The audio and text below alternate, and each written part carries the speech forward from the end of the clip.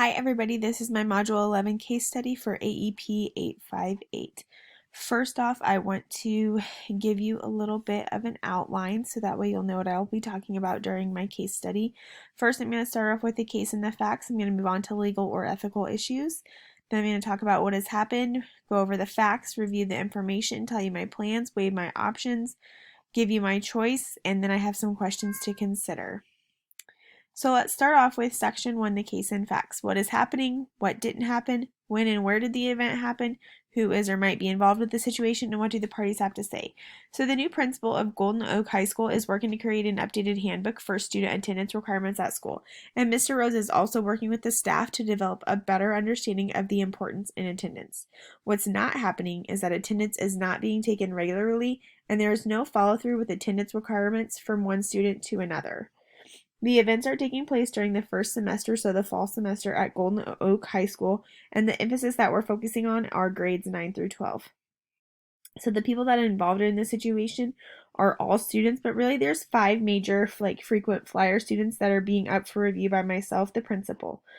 I am also involved, as well as my staff, and then the superintendent, Dr. Newman. Parents are going to be involved in this as well, because a change in our attendance policy and procedures are going to have an effect on them as parents as well.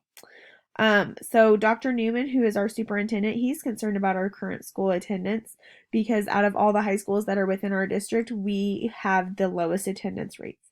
He also shared that while our school has adopted policies that are aligned with the state law, allowing absences for 4 outlined reasons, teachers are not communicating absences with the principals, and so families are not following our attendance guidelines, and that could be because they don't know, or in some cases they do know and are just trying to get away with it. We're probably never going to know what a parent's reason is. So let's talk about the evidence. So has anybody been harmed by the action or decision of another, and if so, in what way?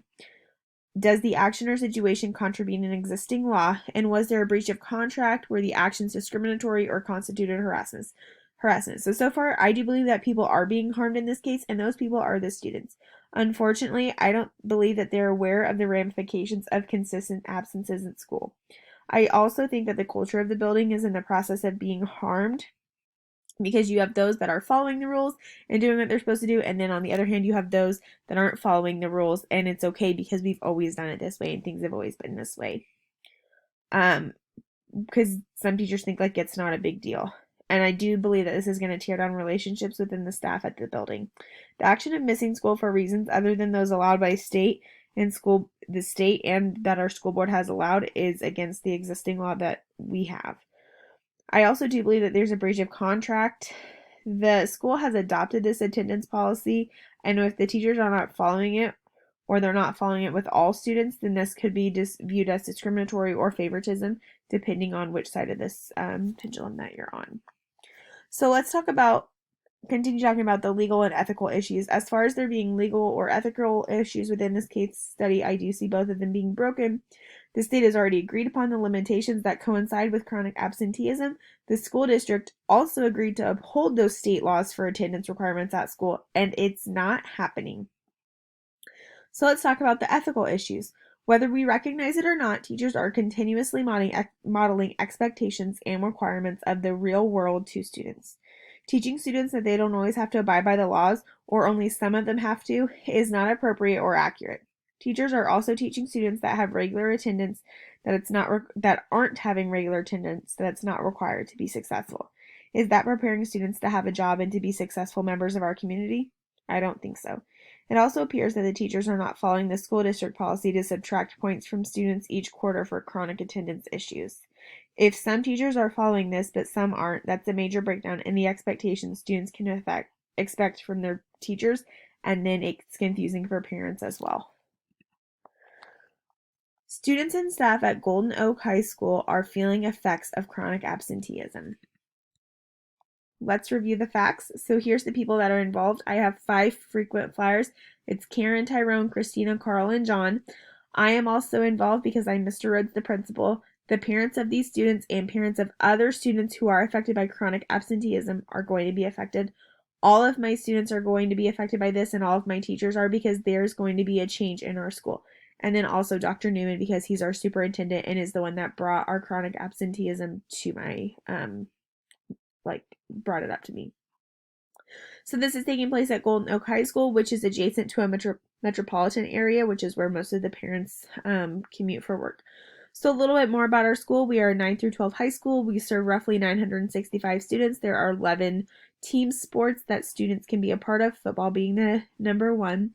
There are also 31 clubs and organizations that for extracurricular activities, and we do have a really low turnover rate, which means that like my teachers have been here for years and years and years. Okay, I believe that if we continue down this path, we're going to have damaging effects on students, teachers, and eventually the school community. When I review this information, I do believe that there are several minute things that are going to become really big things. I really believe that student success should be our number one priority, and when we allow students to be chronically absent, we are not giving them all the opportunities and tools that they need to be successful. We only get them in our classrooms for a little while, and we need to make it worth their while and make sure that we are utilizing that time that we get with them. I do think that enough relevant stakeholders have been consulted that I can move forward with this situation. And I also always believe that there is always more that I can learn about this situation, but I know enough. There's things that we're not doing that we said we would do. And so I know enough to start making some primary decisions and working toward a resolution. So let's talk about my options. My first option, do nothing. I'm just going to sit back, hope for the best, and hope that too many people aren't being negatively affected.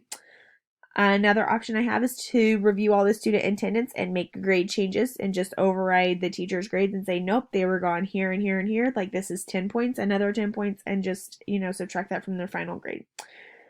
My third option is really a bit much, but it's definitely something I could do. I could call a school board meeting immediately and write grievances for teachers who are openly not following our school district's policy. They're choosing not to abide by the rules, and that's not following our expectations and what we said we would do. My fourth option is probably my best option, but it would be to bring the attention to my BLT, my building leadership team, discuss the issue, provide the data of chronic absenteeism versus not, and kind of compare that from our school to other high schools within our district and see how they're doing compared to us because we have the highest chronic absenteeism or like the lowest attendance rate. And then I really want to work with them to get other teachers on board to have the same vision that we do. I also know, and I'm very thankful that some of my biggest critics or my biggest naysayers are also on my BLT team. So they're going to bring some of those opposite ends to think about, and that'll give me time to process and come up with how I'm going to negate that. So let's talk about my pros and cons for doing nothing. Pros, I can pretend like I don't know what's going on when everything goes horribly wrong. I might get to keep my favoritism with teachers and parents. Cons, I'm not going to have any control. I know that it's not what's best for students. I'm not helping students, and that's just not me because I have high expectations for all people in my building. Option number 2, with this, yeah, I'm going to uphold our policy and I might be able to scare some kids straight. But most likely, I'm just choosing to damage relationships if I go with option number 2. Parents are going to be angry because they're not going to understand why all of a sudden there's a change. Students they're going to be confused too because they're like, well, it's been this way and I did the work. They're not going to understand all of a sudden why their grades changed, and that's not fair to them.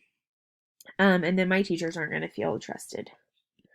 Option number 3, when I call that Board of Education meeting and write grievances, I'm going to make more stakeholders aware. I'm going to make sure that teachers are going to be held accountable, and I will have another form of documentation for teachers who aren't following our policy. The cons, though, that's not the best way to inform the Board of Education about what's happening.